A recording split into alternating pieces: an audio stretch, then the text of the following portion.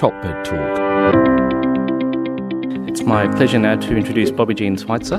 Bobbie is a professor of anesthesiology and director of Perioperative Medicine at Northwestern University in Chicago, Illinois. She's the past president of the Society of Perioperative Assessment and Quality Improvement, and she's also the editor of Anesthesia and Analgesia Practice. She's on the editorial board of Anesthesiology and Anesthesia and Analgesia. So you anaesthetists have got a lot of journals to read. So she's here to answer the question, can perioperative risk in the frail be managed? So thank you, Bobbie.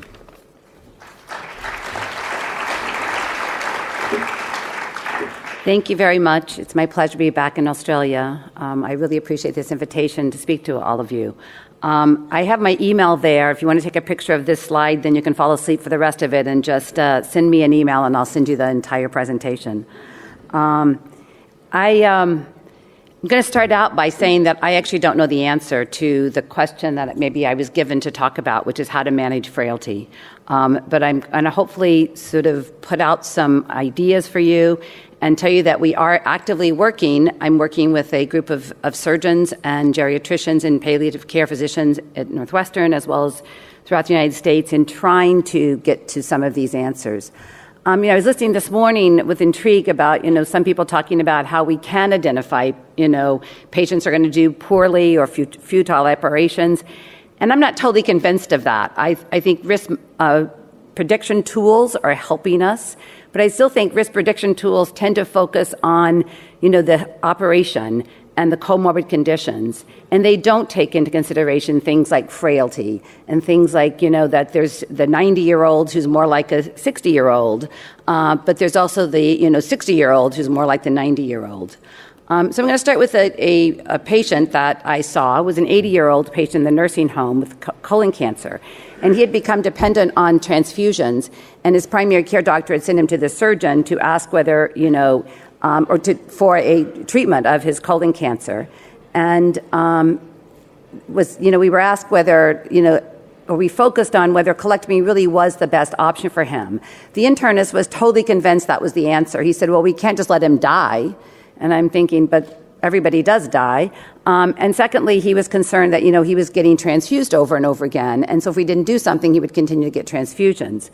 But I think that, people had failed to really broadly look at all the choices. And I think this is a real issue, especially in the United States, where we have very, very specialized care. And many patients will have 10 doctors. They're all specialists, but they won't have an internal medicine doctor or a primary care doctor. But even if they did have a primary care doctor, typically those primary care doctors just refer patients to all the specialists. And so people are often making these decisions in isolation.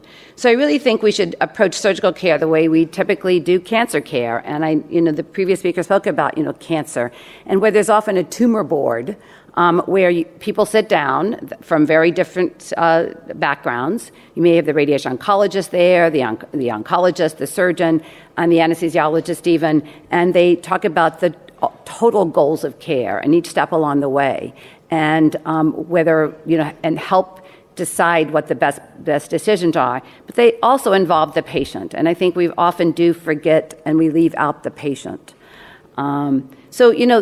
The things we considered here was things like colonic stents, because there had been talk about, it's a terrible way to die with a bowel obstruction. Again, something like cautery or endoscopy to treat his bleeding, so he didn't continue to require blood transfusions. Simply giving up on the blood transfusions and not transfusing any further. Interventional choices, and then, hospice care. I was intrigued that at lunch I was talking to one of the anesthetists, and she mentioned that 40% of patients who die in Australia, only 40% have palliative care consultations before they die. In the United States, it's less than 10% of patients will have palliative care consultations. But I think it's important to look at, the difference between, again, those patients who are elderly, who may get some benefit either from quality of life or even longevity, versus those who aren't. And I think that's where the key question of this frailty comes in, where it can be a marker that differentiates the patient who will do well from those who won't. I simply, maybe perhaps looking at nursing home patients. I don't know how common that practice is here in Australia or New Zealand, but many of our patients in the United States end up in a nursing home. Families don't take care of their elderly at home anymore. And we know that just simply being in a nursing home significantly increases your risk of having a poor outcome from further medical interventions, particularly surgeries. For example, for colectomies, 30% of patients, nursing home patients older than 65 will die within 3 months after surgery. That increases to more than 40% by the time you're 85 years old. 12 months after surgery, all nursing home patients will be dead after surgery. And 40% of the survivors will have a significant decline in functional status. Now, they already have a significant decrease in functional status. They wouldn't be in the nursing home typically. So we're talking about even further decline. For example, perhaps before they were able to get up in a wheelchair, even engage in some activities, and now they're literally bedridden. So I think the discussion points need to be focused on what is important for patients and caregivers, and not just discussing surgery or nothing. I think that's often, the only thing the surgeon is equipped to discuss, and that's why we need a multidisciplinary team that is open to other options for patients. And how many patients are truly counseled about their risks and complications of functional impairment? In the previous speaker put up that slide about patients saying they wouldn't have had surgery if they knew, or surgeon that they wouldn't have surgery if they knew it was going to have that kind of outcome. There was a study done in patients having relatively young women having breast reconstruction surgery, and over 50% of them said that if they knew how much suffering and time and decrease in their ability to engage in their family activities, that they would have known that ahead of time, they would have never undergone the surgeries. I think that, again, we just don't have the tools to talk to patients about what they can expect and the price they have to pay. And I'm not talking about the monetary price. I'm talking about the price and what they give up with their life. And then who helps them make these decisions, particularly with elderly patients? And how often do we actually offer the do-nothing option and make it not sound like it's giving up, or that do-nothing is somehow an inferior option, but that do-nothing may be the best option for the patient.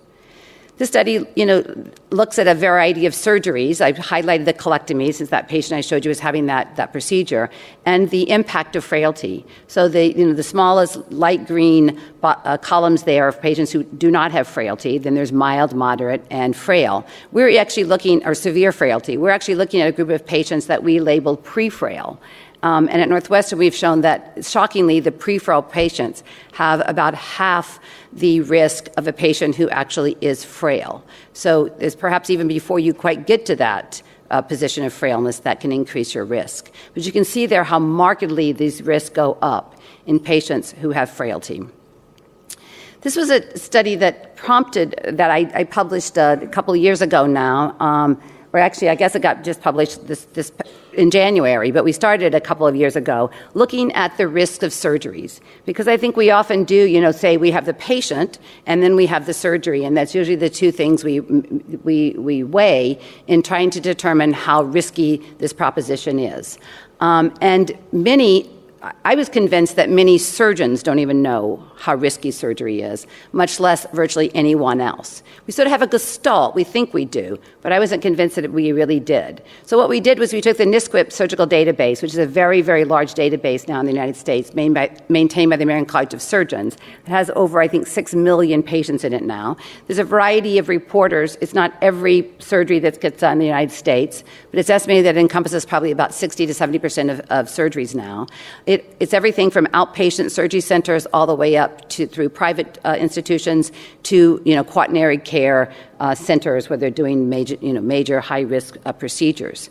And what we tried to do is we tried to remove the patient risk from the surgery risk. So we took basically a 65-year-old, relatively healthy male, and we tried to extract the data from the NSQIP database as to what was the actual risk of surgeries.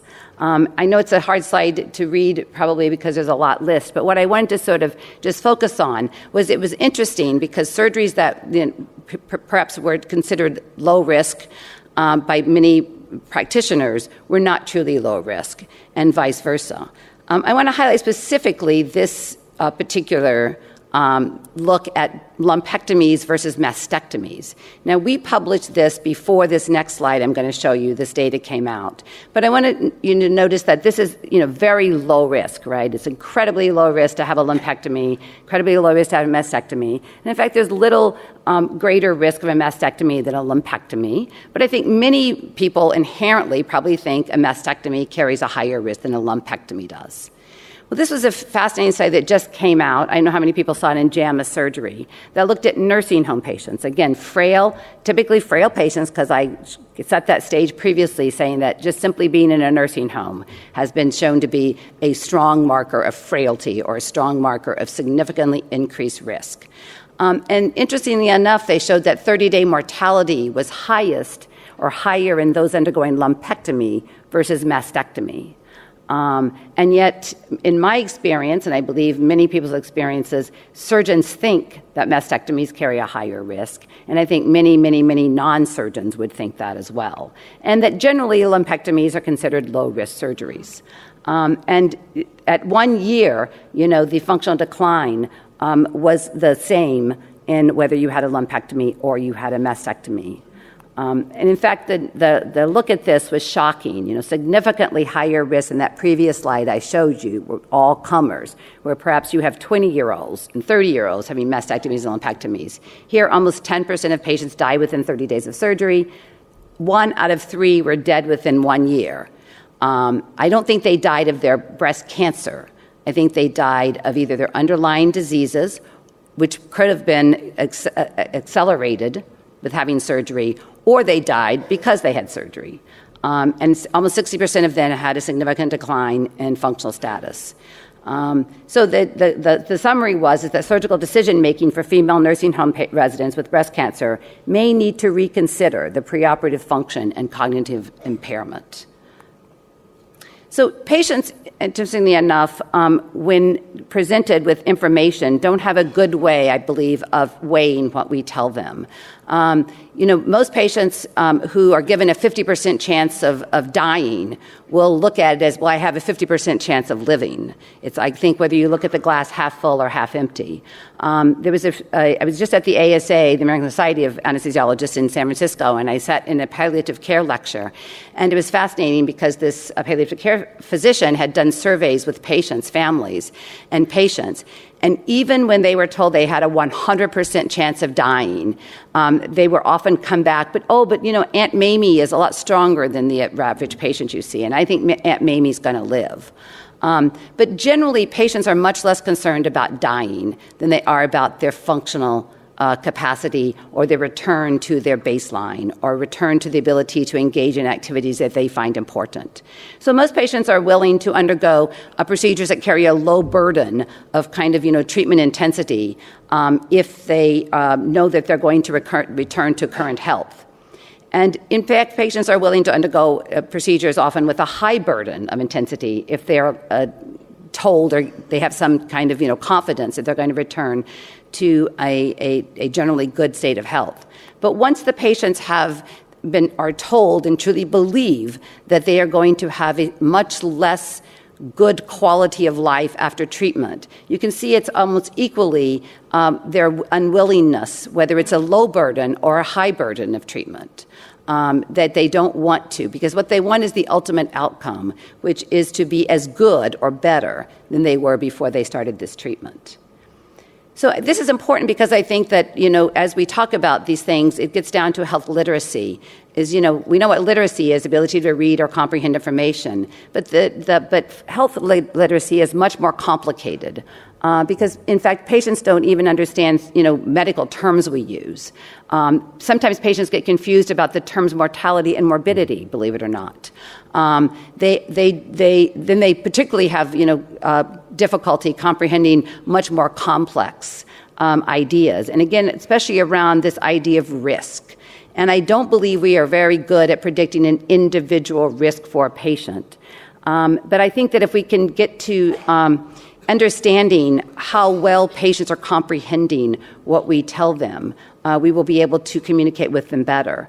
And this is, we're talking about competent patients who are cognitively intact. And then when you start to talk about the elderly patients, those with frailty, often cognitive dysfunction or impairment is a key component of that.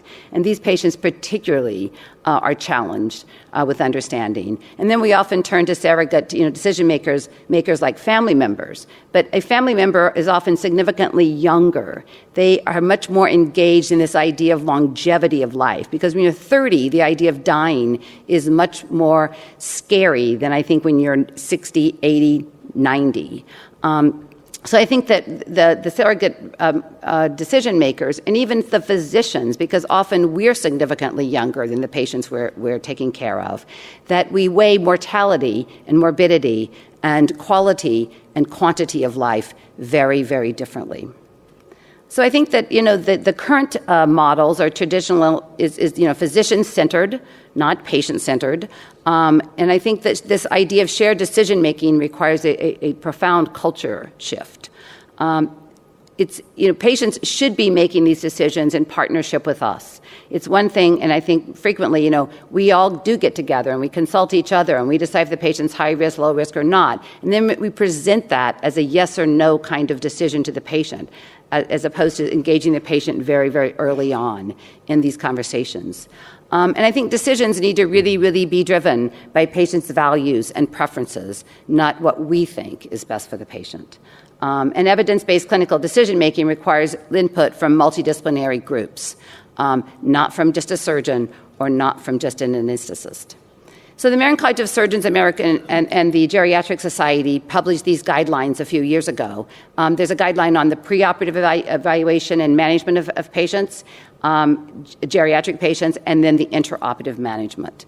And they recommended that all adult patients be screened for frailty if over the age of 65. Currently in the United States, preoperative clinics screen less than 5% apparently of patients.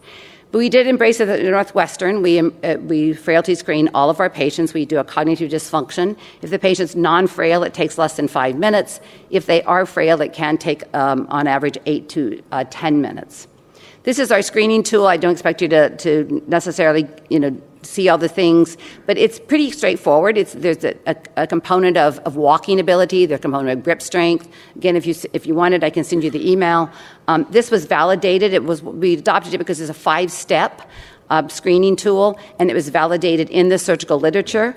It was published by a surgeon out of Johns Hopkins a few years ago. So it speaks to our surgeons pretty well because it comes from their data and from their one of their own.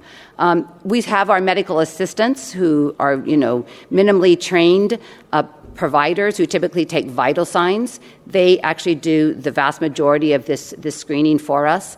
I bought the little grip things off of Amazon. I think, were $35, not very expensive. And then some of it is patients reporting their own activity level. There's no sophisticated testing here. It's not cardiopulmonary exercise testing. There's not even a 6-minute walk test here. It's basically a very straightforward, easy screening tool. So this was a fascinating study because people ask me, well, what are we doing with that now? Well, we're just in the beginning stages of collecting data.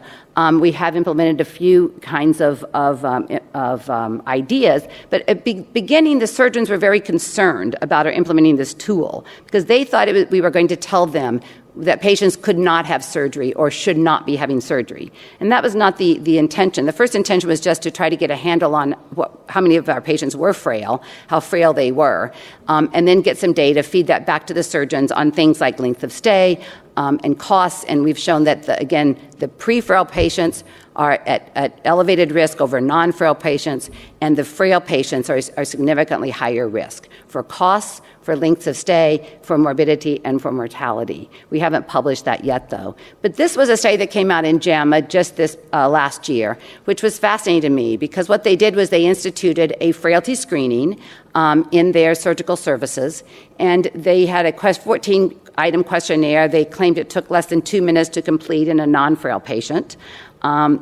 Took a little bit longer for the frail patients. And they showed that it powerfully predicted mortality. And all they did was essentially screen patients. This study had no interventions attached to it. They did say that there was this, informal discussions between anesthesiologists and geriatricians, primary care doctors, and surgeons that was triggered by the frailty screening, but there was not a formal requirement for that. They also showed that they also had sort of encouraged people to consider palliative care consultations, but again, it was something that could just be done as needed. There was no requirement. So all they basically did was screen patients, and yet they showed that it decreased mortality. And I think that it was interesting because their focus, they reported, they opened up conversations with people about to clarify the surgical goals and expectations. There was more discussions around, the willingness to proceed to ventilator dependency, DNR, whether patients would accept dialysis or not. And after implementing this, they showed fascinatingly as well that the consults to palliative care not only increased, but the people requesting the consults were different. Now it was the surgeons who were requesting palliative care consults, not just the intensivists or the hospitalists who were following these patients. So again, it just brought to the forefront and educated surgeons about this whole concept of frailty and this whole new way to assess patients and assess their risk.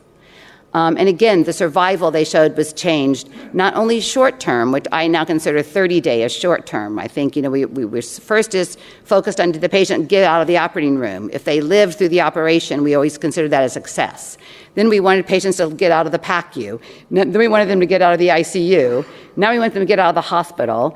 Now we're looking at 7 days. Then it was 30 days. Now I think we need to be looking at patients, as far out as 1 year. Because as I showed you from that nursing home data, the mortality is often significantly higher at 1 year. This is a study, a recommendation or guideline that came out of SPACI. Dr. Carriage and I are both on the board of directors. As mentioned in the introduction, I'm a former president. It's a Society for Perioperative Anesthesia and Quality Improvement. It's one of the first multidisciplinary perioperative, if not the first multidisciplinary perioperative organization in the United States, where we are trying to bring together surgeons, nurses, anesthesiologists, administrators to talk about perioperative care. And look at the entire continuum of care. Again, the problem with the United States is we're very specialized and we're very siloed. So, people take care of the patient before they go to the hospital. They're primary care doctors. They never take care of the patient in the hospital. No primary care doctor ever comes to the hospital anymore. The hospitalists now take care of patients in the hospital, but they never see the patient after they go home from the hospital. And we drop off the patient, just abrupt drop-offs with very little handoff, very little overlap of care, very little coordination through every little step. Even in a hospital, a patient that is having, multiple consults, nobody even reads the other consults notes on the chart. So this, strongly recommended that we screen patients ahead of time for that frailty and the low risk and high risk situations. And the low risk patients, we don't spend a lot of time and money on those patients trying to make them better because they're at low risk. But identifying those that are higher risk and particularly focusing on, the preoperative, the intraoperative, and the postoperative care and this multidisciplinary approach. And I wanted to point out that, for the multimodal prehabilitation here step, that the third place that's in the middle there under the blue is it talks about psychological intervention. And I think this is a very important piece that hasn't been addressed. We talk about patients who are cognitively dysfunctional, but not those that necessarily are still intact, but may need some psychological intervention and preparation. I'm going to get to that in a few slides here.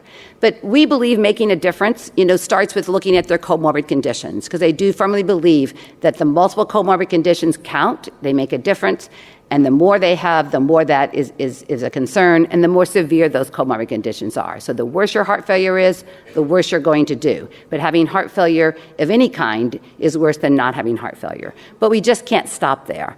We have a particular interest also in anemia management, and so we have embedded in our preoperative clinic an anemia clinic where we evaluate and treat patients for anemia. I think I'm going to talk about that a little bit more tomorrow when I talk about, or Saturday when I talk about, optimizing patients. But studies show that, anemia, and that's what that graph here shows, The blue bar is patients who have anemia plus one of the comorbid conditions noted on the x-axis. The orange bar are those patients who just have either anemia or that comorbid condition, and the small purple one, which is shows a slightly increased risk, are those patients who have neither anemia or a comorbidity. And you can see that having a comorbidity increases your risk, but having anemia plus the comorbidity significantly increases your risk. And yet we typically just ignore anemia. The other second big initiative we have is on nutritional optimization. Again, many frail patients are nutritionally malnourished, and that is something that I think we can intervene on. And this idea of prehabilitation. I'm not going to discuss prehabilitation in detail because the next speaker is going to talk about that. But this is what we use for nutritional screening. It's a very simple 3-step process. It takes about 30 seconds, and our medical assistants and our computerized electronic record does this for us. So we just look at patients' weight before, if they've been in our system, and their weight now, and it calculates it and it flags out. I think increasingly people are recognizing this, that patients who are nutritionally at risk significantly increases their risk in the perioperative period. So we identify those at-risk patients. We prescribe nutritional supplements, a high-protein nutritional supplement. There's some evidence that even 1 to 2 weeks of this can make a difference. We're gathering data as we speak. That's why I said I don't have all the answers. We're just trying to, first off, gather some data and start to make some interventions. We trigger an automatic dietitian consult, because interestingly enough, when we looked at it, patients, post-operatively would often go 2 to 3 days without eating, even though they were on ERAS protocols. And a lot of that was because they were being served these trays that they simply could not eat. They weren't being given their dentures.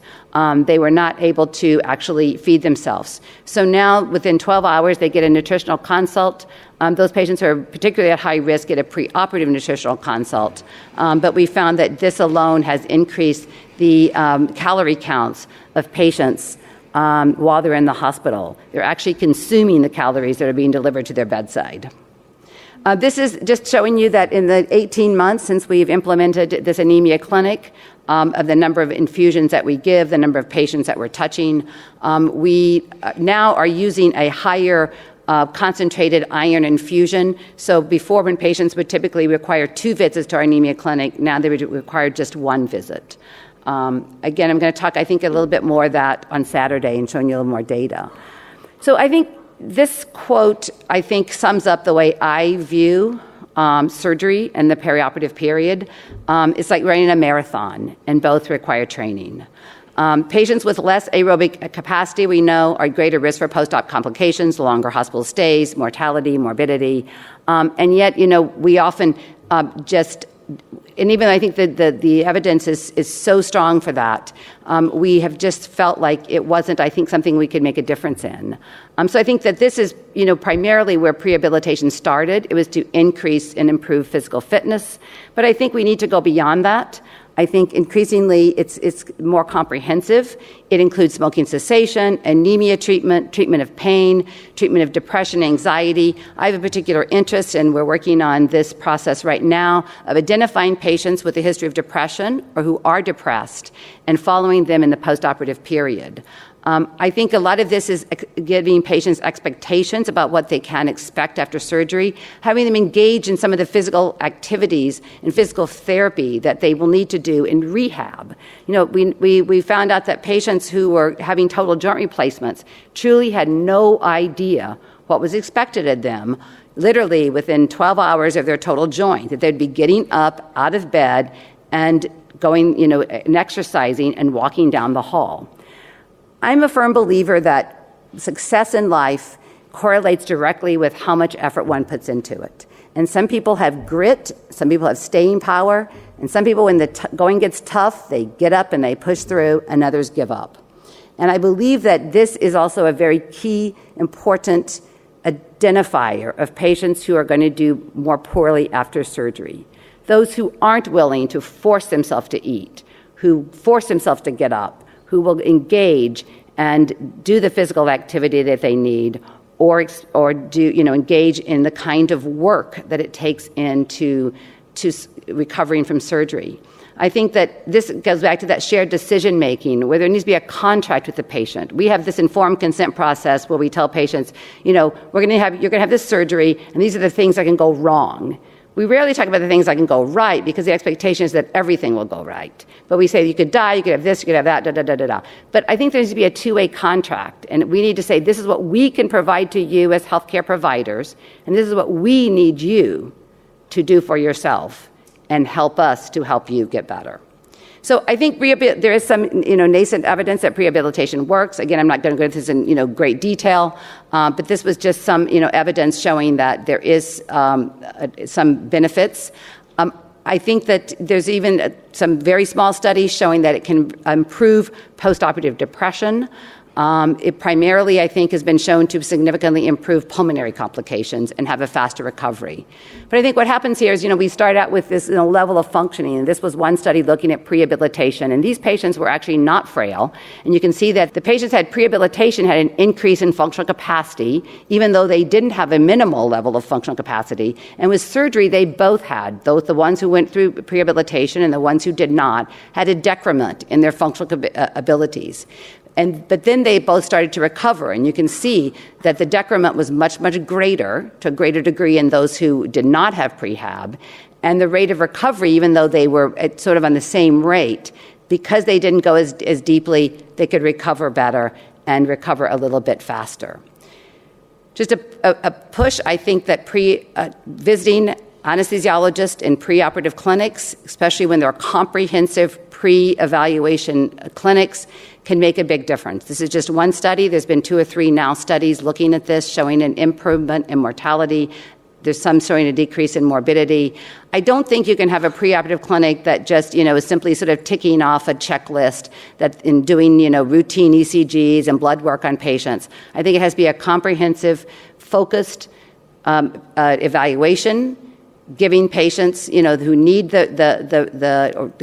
targeting high-risk patients, and then providing those patients with what can, interventions that can make a difference.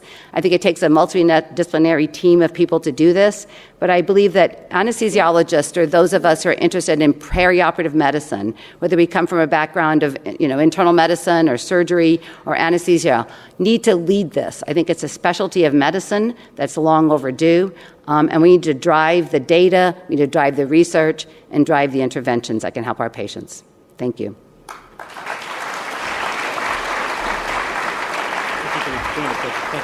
Top Med Talk.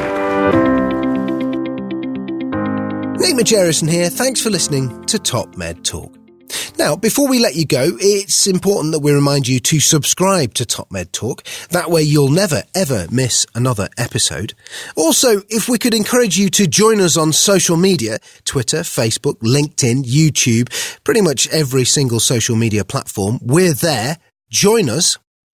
And finally, check out topmedtalk.com. If you go to our website, you can subscribe to email updates. That way we can always tell you where we're going to be, what we're going to be doing, and how you can join us. topmedtalk.com, and click on the section marked email updates. Finally, Top Med Talk is proud to act as the broadcasting arm of EBPOM, Evidence-Based Perioperative Medicine. We'd love you to find out more about them as well. ebpom.org is their website. That's ebpom.org. And if you go to ebpom.org/meetings, you can find out about some of the wonderful meetings that we attend and cover across the year here on Top Med Talk. That's ebpom.org/meetings.